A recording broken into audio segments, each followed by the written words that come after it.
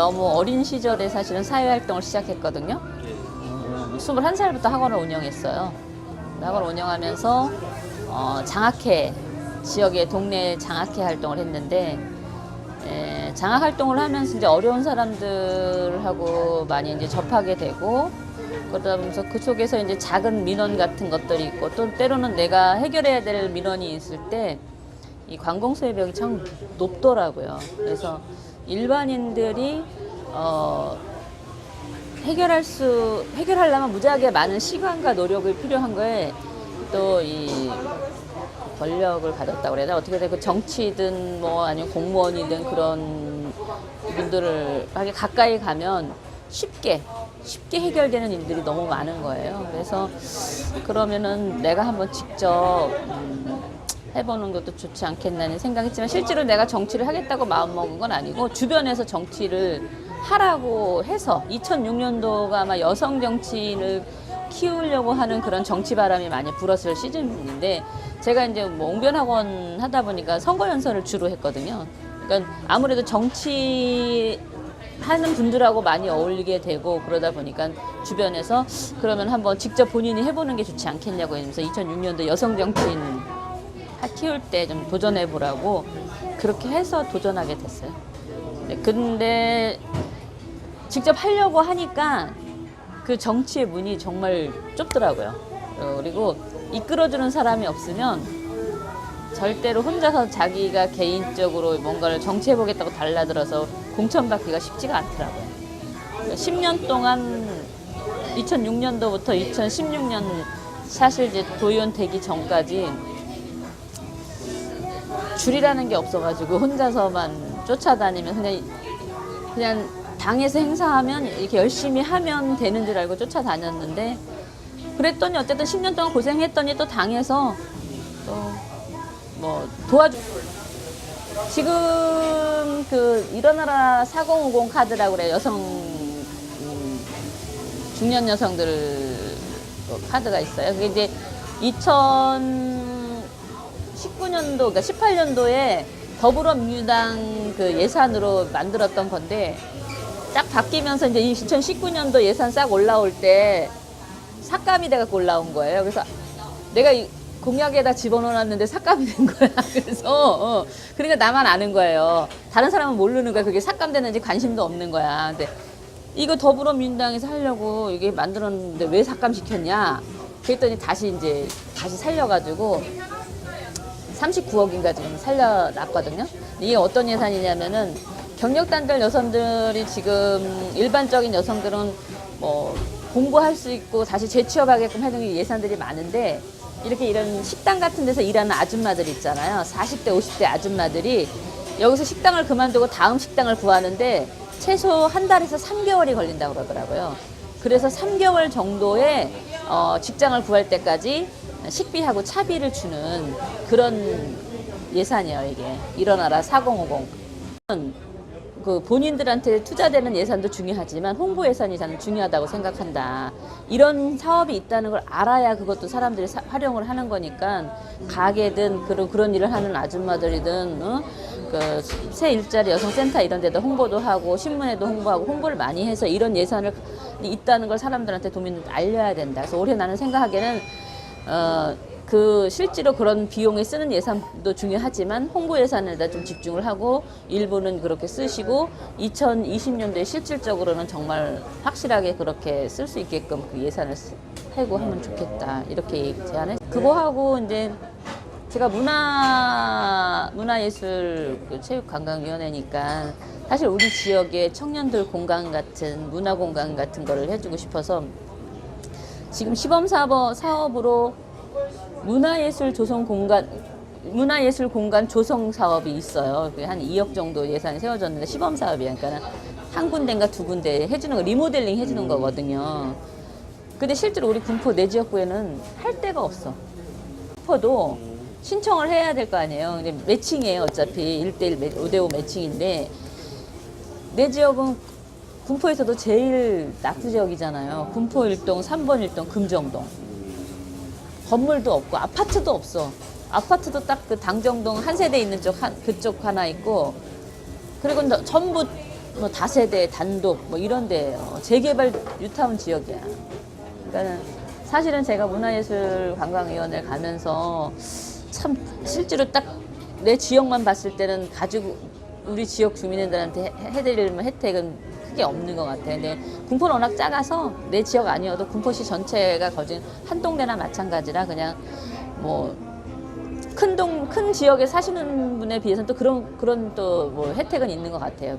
장점은 있는 것 같아요. 그러니까 그냥 아예 그냥 군포시 전체를 대상으로 해버리면 그냥 그게 다 일 잘한다 이렇게 그냥 소문이 나니까. 전부 시하고 매칭을 해야 되는 거예요. 그냥 도비만 가져다 할 수 있는 일이 없는 거야. 특조금 빼놓고 특조금도 마찬가지지만.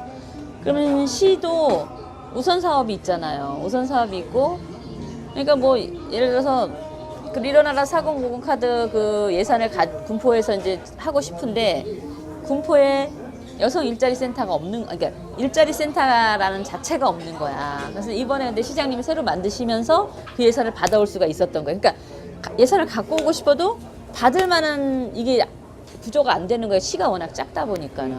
예. 그래서 눈에는 이것저것 많이 보이는데 우리 상임위가 아닌 다른 것들도. 그래서 지금 뭐 행복마을 관리소도 제가 봤을 때는 취지가 엄청 좋거든요. 그게 우리 같이 아파트가 없는 단독이나 다세대 주택이 많은 곳에는 경비원이 없잖아요. 경비원, 그러니까 그런 경비원처럼 그런 역할을 해주는 거거든요. 그게 그러니까 뭐 할머니 혼자 사시는 분 할머니들이 뭐 어려운 일이 있을 때 누구한테 도움 청하기 힘들 때 그 행복마을 관리소 그 직원이라고 해야 되나? 그분한테 이제 전화하면은 그분이 택시도 잡아주기도 하고 뭐 택배도 갖다 붙여주기도 하고 뭐 그런 역할을 해주는 게 그래서 나는 이거는 처음에 그게 뭐였지? 그게 처음에 무슨 경찰 시민 경찰이었나? 아니 뭘 방범대하고 아니야 이재명 표는 그게 뭐였더라 원래가? 그래서 이름을 그걸 행복마을 안전관리소로 바꾼 명칭은 그래서 이제 경찰 관계된 그런 명칭이었는데 알아봐야 되겠는데 그러다 보니까는 사람들이 거부 반응을 했었는데 이제 행복마을 안전관리소로 이제 안행위에서 이름을 바꿨잖아요. 근데 내용은 엄청 좋은 내용이에요 이게. 그래서 왜냐하면 시에서 매칭들을 안 해가지고 결국은 도에서 풀비로 해가지고 6개시인가 5개시를 신청받아가지고 선정한 거예요. 근데 그게 또 군포시가 된 거야. 워낙 군포시 같은 데 우리 지역구가 제일 필요한 데니까는. 근데 저는 이제 지금 이제 거진 아직 1년 안 됐지만 물론 이제 그 돌아가는 상황을 좀 더 지켜봐야 되긴 하겠지만 취지나 내용은 엄청 좋다. 예. 그래서 이렇게 단독 지역이나 소외 지역 같은 데는 많이 필요하다. 그러니까 그런 거 하나를 받아오려고 해도 장소가 없어서 못 받는 거예요. 군포시 같은 데는. 제가 문화체육관광위원회 위원이잖아요. 근데 저는 이제 경기문화재단이 김문수 지사 때 박물관을 통합시켰잖아요. 근데 그때는 박물관이 경기도 박물관하고 도예몽 박물관이 2개밖에 없었어요, 박물관이. 근데 그 이후로 합쳐진 이후로 이제 뭐 미술관, 어린이박물관, 선사박물관 여러 개 쭉쭉쭉 생긴 거예요, 지금. 그러면서 박물관이 완전 덩어리가 엄청 커져버린 거예요. 근데 저는 문화체육관광위원을 항상 하는 말이 뭐냐면은 주장하는 게 경기도가 서울보다 인구도 많고 예산도 많고 그런데 문화 영향은 서울에 미치지 못하는 게 항상 자존심이 상한다. 그래서 우리 경기도가 그런 문화체육관광위원이기 때문에 문화나 예술 분야에서 우리 경기도민이 서울로 가지 않게 경기도에서 모든 거를 이용하고 누리고 또 서울에서 다른 시에서도 우리 경기도로 올 수 있게끔 해야 되는데 그러려면 예산을 늘려줘야 되잖아요. 제가 처음 왔을 때가 1.75였어요. 2016년도에가 1.75였고 그 좀 더 올라가서 1.95 해서 뭐 추경까지 해서 2% 간신히 넘겼었거든요. 근데 19년도에도 본 예산 세울 때 2%를 못 넘겼어요. 2%를 못 넘기고 1.95인가 뭐 이렇게 됐더라고. 그래서 이제 이번 추경하면 이제 2% 넘어가는데 이제 3%대를 하는 예상을 하고 있는데 지금 근데 얘기가 좀 근데 더 중요한 게 뭐냐면 경기도의 문화와 예술을 거진 뭐랄까 중추적으로 이끌고 가고 있는 경기문화재단인데 이 경기문화재단의 원래 목적에 맞게끔 일을 해야 되는데 박물관이라는 커다란 덩어리들을 가지고 있으면서 운영을 같이 하려고 하니까 1,000억이 넘는 예산을 가지고서 이 사람들이 그 예산을 나눠서 써야 되잖아요. 나눠서 써야 되니까 그러니까 선택과 집중이 안 되는 거예요. 선택과 집중이 안 되다 보니까 도 박물관도 안 되고 문화예술도 안 되고 그러니까 저는 분리해야 된다는 게 제 주장이고 경기도 박물관도 예전에는 대한민국에서 가장 우선이었대요. 경기문화재단도 가장 우선이었고 서울에서 벤치마킹 와가지고 다 배워갖고 서울문화재단 세울 때 경기문화재단 와서 벤치마킹 해갔는데 이게 통합되면서부터 이것 경기문화재단도 하락하고 경기도 박물관도 같이 하락을 해버린 거예요. 근데 이제 이게 분리를 시키려고 하니까 TF팀 회의를 첫 번 회의를 했는데 재단에서는 분리시키고 싶지 않은 거예요. 제가 보니까. 예, 재단 대표나 이 분들은 그러니까 누군가가 도지사 그때도 다 반대했대. 합체하는 거를. 김문수 도지사 혼자만 저거 하고 나머지는 다 반대했다는 거야. 그런데도 불구하고 합쳐졌거든요. 근데 합친 걸 뜯어내려니까는 분리시키려니까 좀 힘들긴 하지만 도지사가 큰 결단을 해야 된다고 저는 봐요. 그래야 경기도의 문화나 예술 이런 이것들이 올라갈 수 있지. 왜냐면 그 파이 안에다 집어넣으니까 문화예술 예산에 맨날 그 경기도 예산에 섞여 있으니까는. 근데 이제 문제가 또 있더라고요. 얘기를 나눠보니까. 그럼 분리시키면 공공으로 할 것이냐, 민간으로 할 것이냐. 이제 그것도 초선 의원들만 들어왔으면 완전 이재명 지사 하고 싶은 대로 완전 했겠지요. 근데 그나마 재선 3선 의원님들이 그 9대 때나 8대 때 경험했던 그런 노하우들이 있어서 그리고 도의원이 역할을 너무나 잘 알고 계셔서 견제를 해 가면서 저는 하고 있다고 우리 염정인 대표는 난 잘하고 있다고 보고 있거든요. 그러니까는 외려 대표님은 또 어떨 때는 조금 이제 한 포인트 쉬자고 할 때 우리 대변인들이 다 초선이잖아요. 저 빼놓고는 회의하면은 이런 건 이렇게 해야 된다 이렇게 얘기 나올 때도 있거든요. 근데 처음에 제가 이제 그 주간 브리핑 할 때는 도의회 대변인으로 생각을 했던 거야. 근데 이제 한 번, 두 번 하면서 이제 느끼는 게 뭐냐면 우리 당지사기 때문에 우리는 더불어민주당 경기도의 더불어민주당 대변인인 거예요. 그러니까 우리 당을 대변하는 대변인이지 경기도 의회 전체를 대변하는 대변인이 아닌 거예요.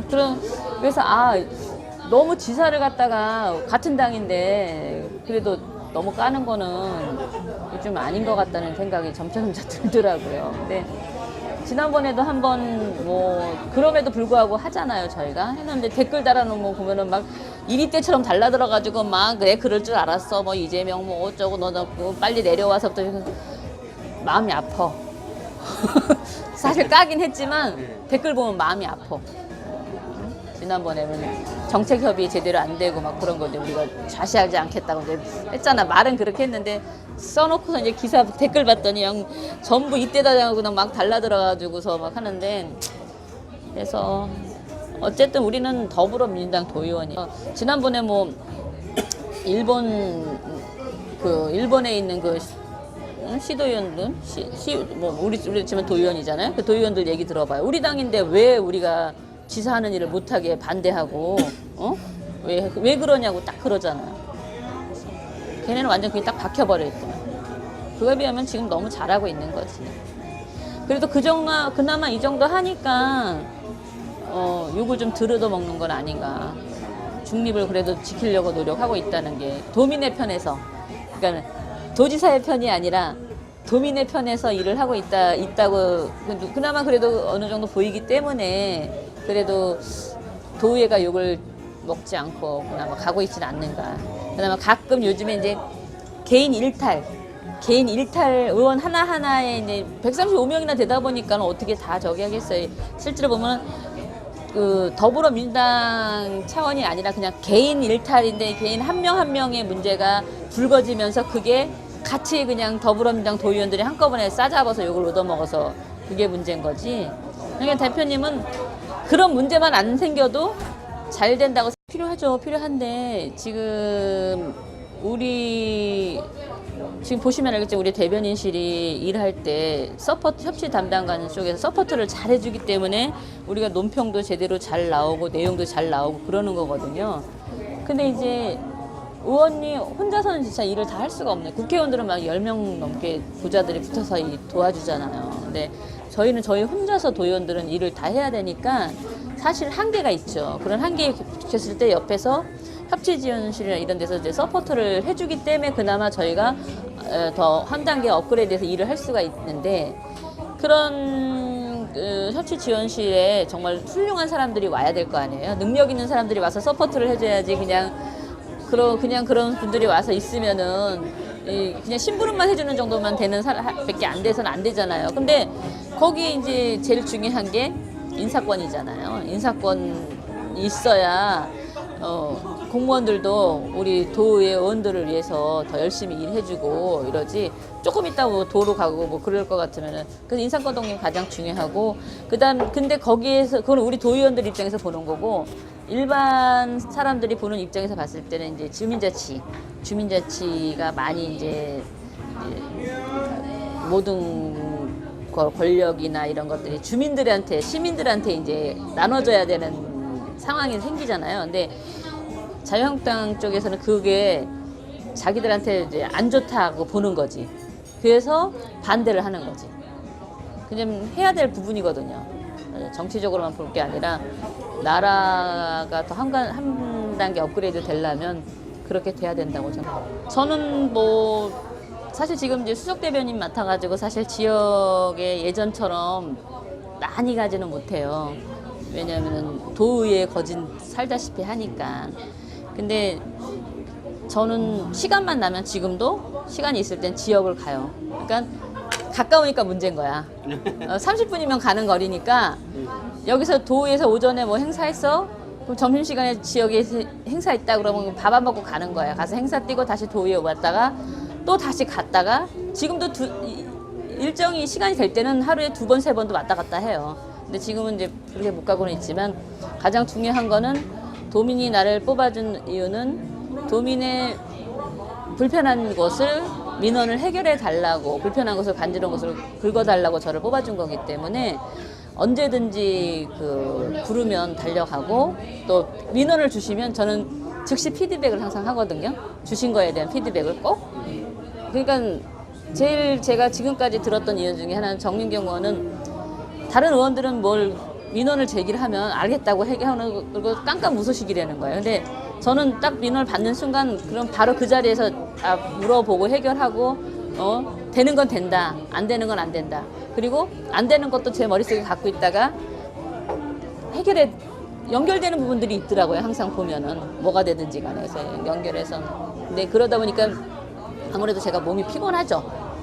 몸이 피곤하지. 그래도 하여간 소통을 제 일로 하고 항상 뭐 주민을 경기도민을 우선에 두고서 일을 하고 있으니까 필요하실 때는 언제든지 불러주시면 달려가는. 가까이. 제가 이번에 더 가까이. 네, 더 가까이 제 슬로건이었어요. 더 가까이 시민 곁으로.